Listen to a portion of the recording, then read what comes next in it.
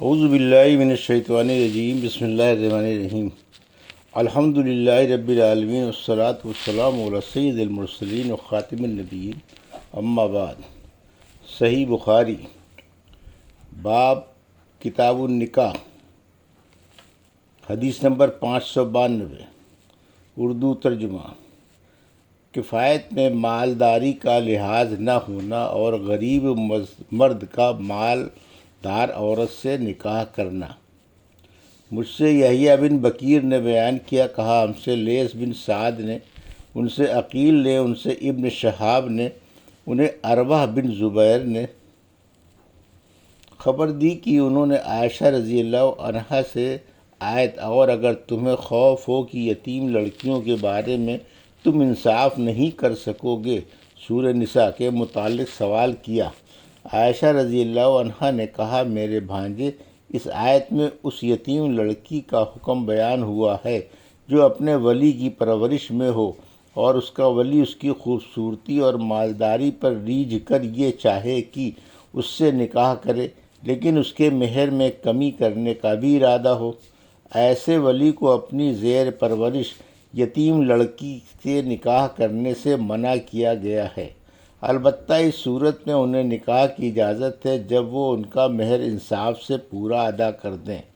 اگر وہ ایسا نہ کریں تو پھر آیت میں ایسے ولیوں کو حکم دیا گیا کہ وہ اپنی زیر پرورش یتیم لڑکی کے سوا کسی اور سے نکاح کر لیں۔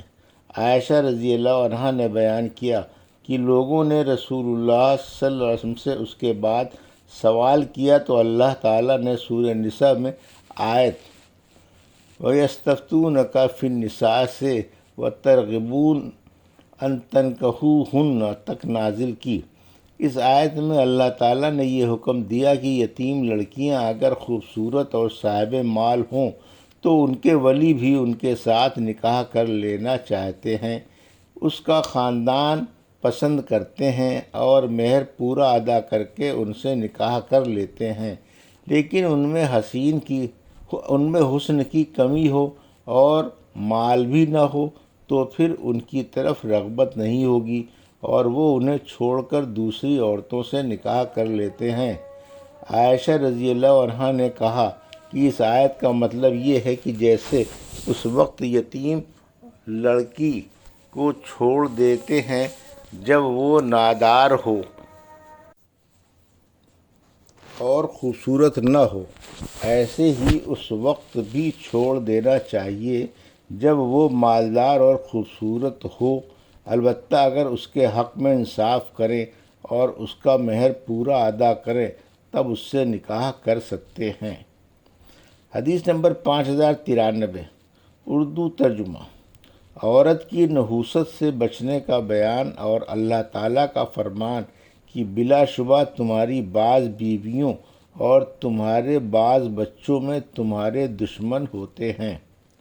ہم سے اسماعیل بن ابی اویس نے بیان کیا، کہا کہ مجھ سے امام مالک نے بیان کیا، ان سے ابن شہاب نے، ان سے عبداللہ بن عمر رضی اللہ عنہ کے صاحبزادے حمزہ اور سالم نے، اور ان سے عبداللہ بن عمر رضی اللہ عنہ نے کہ رسول اللہ صلی اللہ علیہ وسلم نے فرمایا، نحوست عورت میں گھر میں اور گھوڑے میں ہو سکتی ہے، نحوست بے برکتی اگر ہو تو ان میں ہو سکتی ہے۔ حدیث نمبر 5094، اردو ترجمہ۔ ہم سے محمد بن منہال نے بیان کیا، انہوں نے کہا ہم سے یزید بن زریع نے بیان کیا، ان سے عمران بن عسقلانی نے بیان کیا، ان سے ان کے والد نے اور ان سے حضرت عبداللہ بن عمر رضی اللہ عنہ نے بیان کیا کہ رسول کریم صلی اللہ علیہ وسلم کے سامنے نحوست کا ذکر کیا گیا تو آپ صلی اللہ علیہ وسلم نے فرمایا کہ اگر نحوست کسی چیز میں ہو تو گھر، عورت اور گھوڑے میں ہو سکتی ہے۔ حدیث نمبر 5095، اردو ترجمہ۔ ہم سے عبداللہ بن یوسف تنیسی نے بیان کیا، انہیں امام مالک نے خبر دی، انہیں ابو حازم نے اور انہیں سہل بن سعد رضی اللہ عنہ نے کہ رسول اللہ صلی اللہ علیہ وسلم نے فرمایا، اگر نحوست کسی چیز میں ہو تو گھوڑے، عورت اور گھر میں ہو سکتی ہے۔ حدیث نمبر 5096۔ ہم سے آدم نے بیان کیا، انہوں نے کہا۔ ہم سے شعبہ نے بیان کیا، ان سے سلیمان تمیمی نے بیان کیا، انہوں نے ابو عثمان نہدی سے سنا، اور انہوں نے اسامہ بن زید رضی اللہ عنہ سے روایت کیا کہ رسول کریم صلی اللہ علیہ وسلم نے فرمایا، میں نے اپنے بعد مردوں کے لیے عورتوں کے فتنے سے بڑھ کر نقصان دینے والا اور کوئی فتنہ نہیں چھوڑا ہے۔ حدیث نمبر 5097۔ اردو ترجمہ۔ آزاد عورت کا غلام مرد سے نکاح میں ہونا جائز ہے۔ ہم سے عبداللہ بن یوسف تنیسی نے بیان کیا، کہا ہم کو امام مالک نے خبر دی، انہیں ربیہ بن ابو عبد الرحمن نے، انہیں قاسم بن محمد نے، اور ان سے حضرت عائشہ رضی اللہ عنہا نے بیان کیا کہ بربرہ رضی اللہ عنہ کے ساتھ 3 سنت قائم ہوتی ہیں۔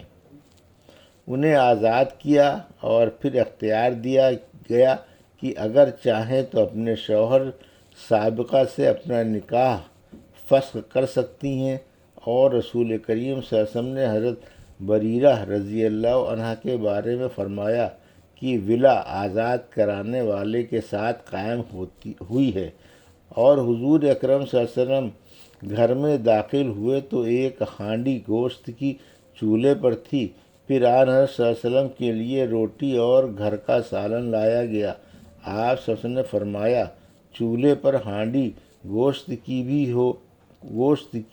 بھی تو میں نے دیکھی تھی۔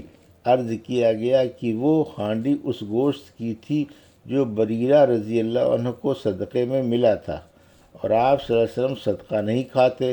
حضور اکرم صلی اللہ علیہ وسلم نے فرمایا، وہ اس کے لیے صدقہ ہے، اور اب ہمارے لیے ان کی طرف سے تحفہ ہے۔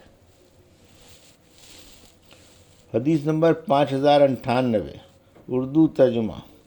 4 بیویوں سے زیادہ بیک وقت آدمی نہیں رکھ سکتا، کیونکہ اللہ تعالیٰ نے فرمایا ہے، مثنیٰ و ثلث و رباع و کے معنی میں ہے، یعنی 2 بیویاں رکھو یا 3 یا 4۔ حضرت زین العابدین بن حسین علیہ السلام فرماتے ہیں، یعنی 2 یا 3 یا 4 جیسے سورہ فاطر میں ان کی نظیر موجود ہے۔ اولا جنہتا مثنیٰ و ثلاثہ و رباع، یعنی 2 پنکھ والے فرشتے یا 3 والے یا 4 پنکھ والے۔ ہم سے محمد بن سلام بیکندی نے بیان کیا، کہا ہم کو عبدہ نے خبر دی، انہیں حشام نے، انہیں ان کے والد نے، اور انہیں حضرت عائشہ رضی اللہ عنہا نے اللہ تعالیٰ کے ارشاد، اور اگر تمہیں خوف ہو کہ تم یتیموں کے بارے میں انصاف نہیں کر سکو گے کے بارے میں فرمایا کہ اس سے مراد یتیم لڑکی ہے جو اپنے ولی کی پرورش میں ہو، ولی اس سے اس کے مال کی وجہ سے شادی کرتے اور اچھی طرح اس سے سلوک نہ کرتے اور نہ اس کے مال کے بارے میں انصاف کرتے، ایسے شخصوں کو یہ حکم ہوا کہ اس یتیم لڑکی سے نکاح نہ کریں، بلکہ اس کے سوا جو عورتیں بھلی لگیں ان سے نکاح کر لیں۔ 2 3 یا 4 تک کی اجازت ہے۔ حدیث نمبر 5099۔ اردو ترجمہ۔ آیت کریمہ یعنی تمہاری وہ مائیں جنہوں نے تمہیں دودھ پلایا ہے، یعنی رضاعت کا بیان، اور آن حضرت صلی اللہ علیہ وسلم کے اس فرمان کا بیان کی جو رشتہ خون سے حرام ہوتا ہے وہ دودھ سے بھی حرام ہوتا ہے۔ ہم سے اسماعیل بن ابی اویس نے بیان کیا، کہا کہ مجھ سے امام مالک نے، ان سے عبداللہ بن ابو بکر نے، ان سے عمرہ بنت عبد الرحمن نے، اور ان سے نبی کریم صلی اللہ علیہ وسلم کی زوجہ مطہرہ عائشہ رضی اللہ عنہا نے بیان کیا کہ آن حضرت صلی اللہ علیہ وسلم ان کے یہاں تشریف رکھتے تھے، اور آپ نے سنا کہ کوئی صاحب ام المومنین حفصہ رضی اللہ عنہا کے گھر میں اندر آنے کی اجازت چاہتے ہیں۔ بیان کیا کہ میں نے عرض کیا، یا رسول اللہ، یہ شخص آپ کے گھر میں آنے کی اجازت چاہتا ہے؟ آن صلی اللہ علیہ وسلم نے فرمایا، میرا خیال ہے کہ یہ فلاں شخص ہے۔ آپ نے حفصہ رضی اللہ عنہا کے ایک دودھ کے چچا کا نام لیا، اس پر عائشہ رضی اللہ عنہا نے پوچھا، کیا فلاں جو ان کے دودھ کے چچا تھے اگر زندہ ہوتے تو میرے سے یہاں آ جا سکتے تھے؟ آن نبی صلی اللہ علیہ وسلم نے فرمایا کہ ہاں، جیسے خون ملنے سے حرمت ہوتی ہے ویسے ہی دودھ پینے سے بھی حرمت ثابت ہوتی ہے۔ یہ تھی صحیح بخاری باب کتاب النکاح کی حدیث نمبر 5092 سے 5099 کا اردو ترجمہ جو ابھی آپ نے سماعت فرمایا۔